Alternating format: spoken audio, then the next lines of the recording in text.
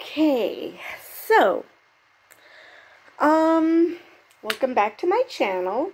Now, I really wanted to discuss Elon Musk and the shit show that is his handling of Twitter. And by handling of Twitter, I mean running it to the ground. And the ad exodus and the anti-Semitic post he reposted or retweeted, I should say, because, he's a professional troll. To the point that he's willing to run his reputation and his businesses to the ground. But something else came up. So I'm going to start with that something else, and then I'll do Elon either later today or tomorrow. I haven't decided yet. But anyway, so let us talk about Donald Trump. Specifically, the movement to try to get his ass off the ballots. Because, the clause of the 14th, I think it's the 14th Amendment, that states that an insurrectionist cannot run for office. And I have absolutely no idea what this judge is smoking. But let's get straight to the article. So, Colorado judge finds Trump engaged in insurrection but allows him on the ballot. Which makes you wonder, wait, what? You admit he's an insurrectionist, but he can still be on the ballot. How is this possible? It literally says that you cannot run for elected office if you're an insurrectionist. What the hell? Alright, so here, first let me make this bigger so I don't have to constantly lean in. Okay. So, a Colorado judge on Friday allowed Donald Trump to remain on the ballot in the state's election next year, but found that he engaged in insurrection by sparking the January 6, 2021 attack on the U.S. Capitol by his supporters. And I'm still wondering how that can work.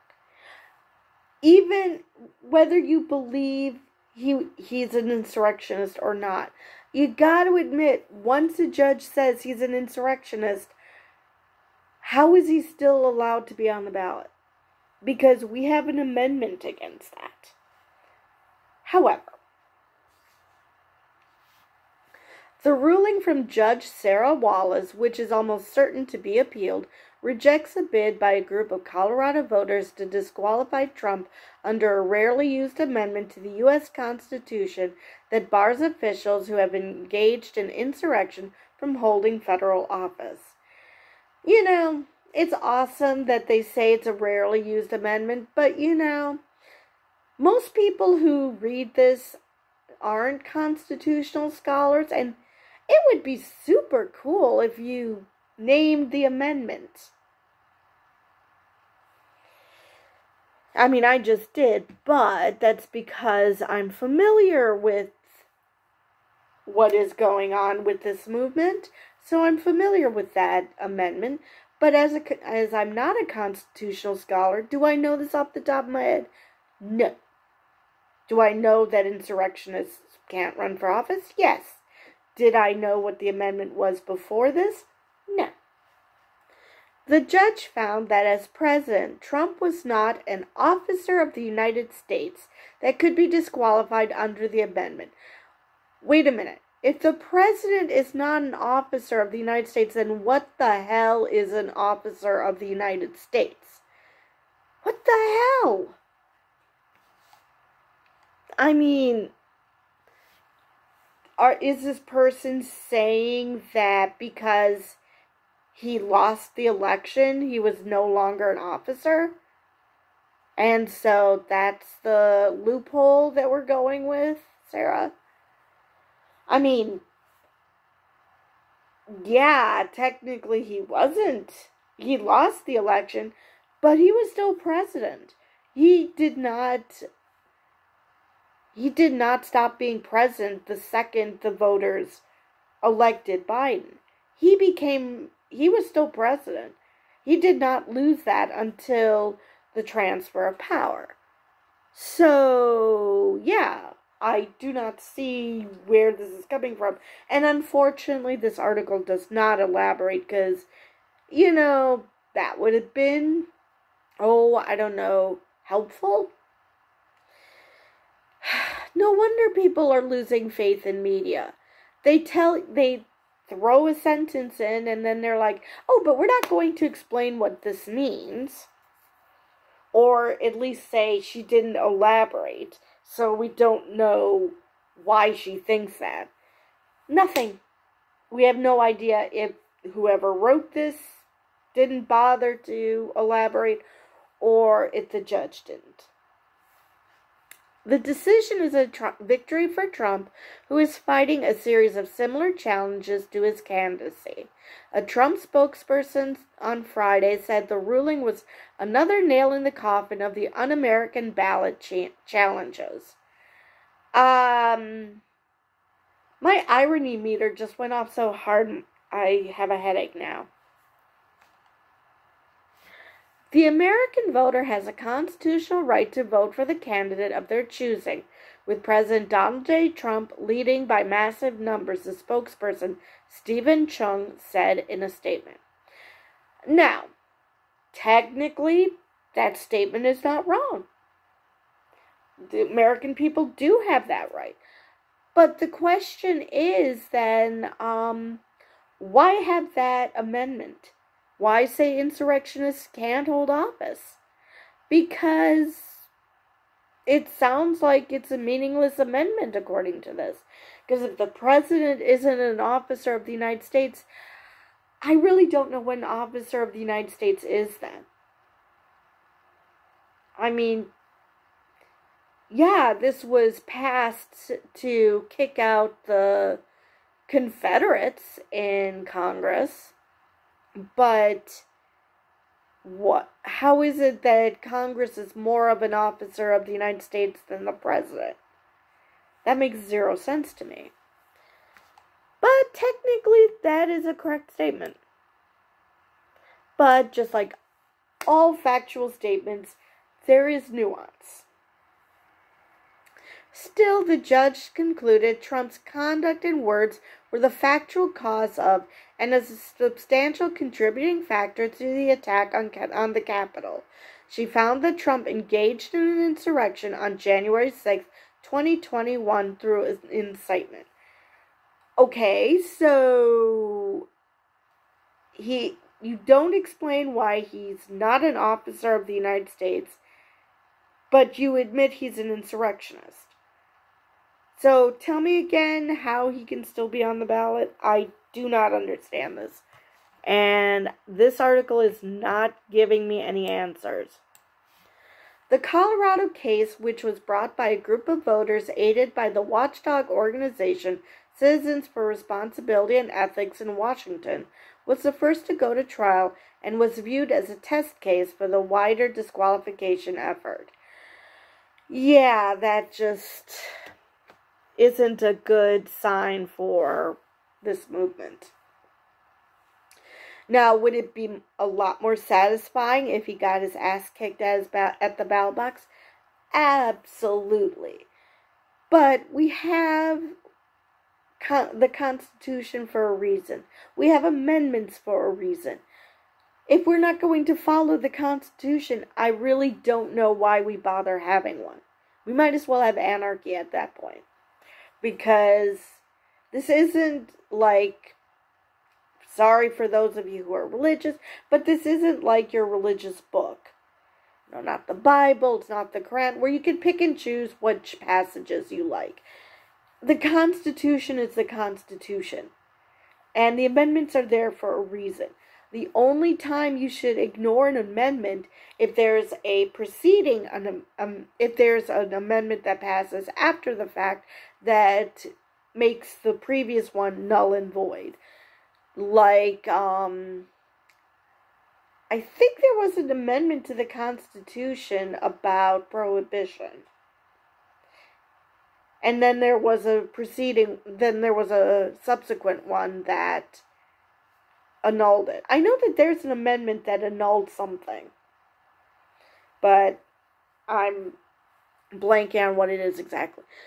That is the only time you should ignore an amendment, is when something supersedes it to render the previous one moot.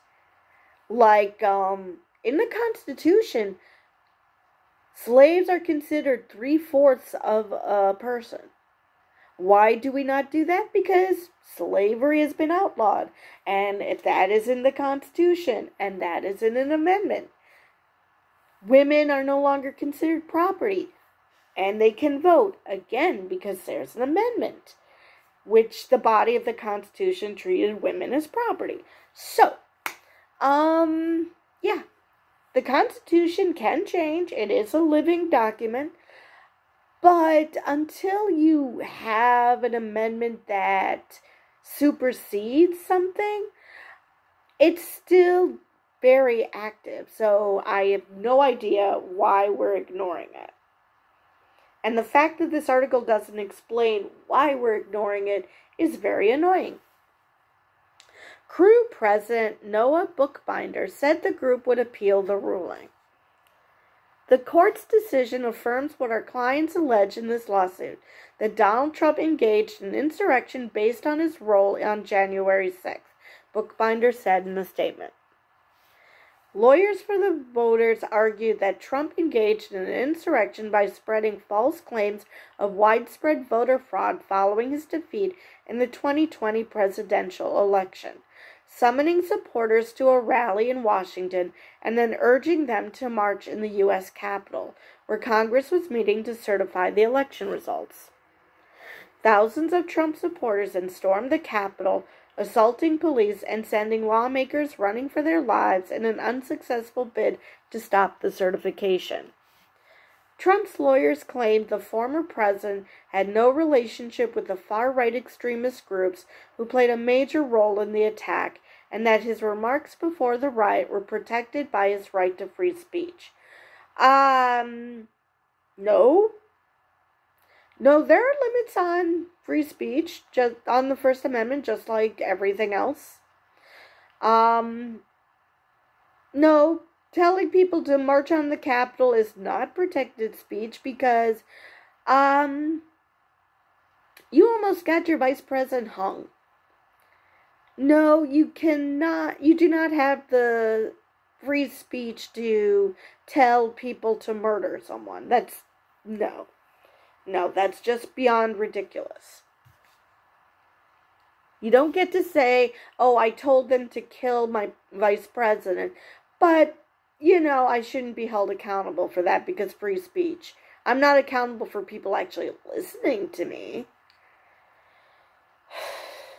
Anyway, the ruling applies only to the Republican presidential primary and general election in Colorado. The state is rated as safely Democratic by nonpartisan political forecasters for the general election. Now, that's hopefully the Republican electorate would do us all a favor and not vote for Trump. But as it stands now, that's not what's happening. And actually, I do follow this, the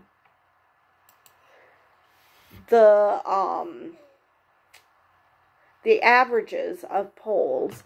And so let's look at Colorado. Colorado is currently considered leaning based on the polls right now. Not safe, but leaning. So, yeah, that's not good. Not good at all. Anyway, the decision is the latest setback for the effort to disqualify Trump. Courts in Minnesota and Michigan have rejected efforts to keep him off the Republican primary ballot, but have not ruled on his eligibility for the November 2024 general election. Okay, so what? you're going to let the Republicans choose him as a candidate and then say, oopsies, he can't run anymore. That's kind of a shitty thing to do to Republicans. I mean, granted, the way they've been acting lately, I wouldn't feel that sorry for them, but that's still kind of shitty. I mean, they should be forced to choose a candidate that could be eligible to run in the general, not, oh, yeah, about your candidate. Yeah, sorry, you can't run anymore. No. That's just not good. The Colorado decision can be appealed to the state Supreme Court and eventually the U.S. Supreme Court, whose 6-3 conservative majority includes 3 Trump appointees. And those 3 Trump appointees have been willing to rule against him. Or rule against Trumpism, anyway. Like, they recently upheld the stopping of a law that banned children from going to drag shows. So they're not complete mindless automatons that will do whatever it takes to get Trump elected again. However, then again, maybe in this case they would be willing. But like I've heard from a former federal prosecutor, that would mean that Trump would try to be a dictator. And if he becomes a dictator, he doesn't need the Supreme Court. So they would be basically allowing someone who would be willing to basically kick them out of a job. So it becomes, which is more important? The prestige of being on the Supreme Court, or having the Supreme Court dissolved because you let a dictatorial madman back into the White House? So, yeah. But anyway, that is all I have on this article. And if you enjoy what I do here, be sure to like and subscribe. And with that, I will see you guys next video.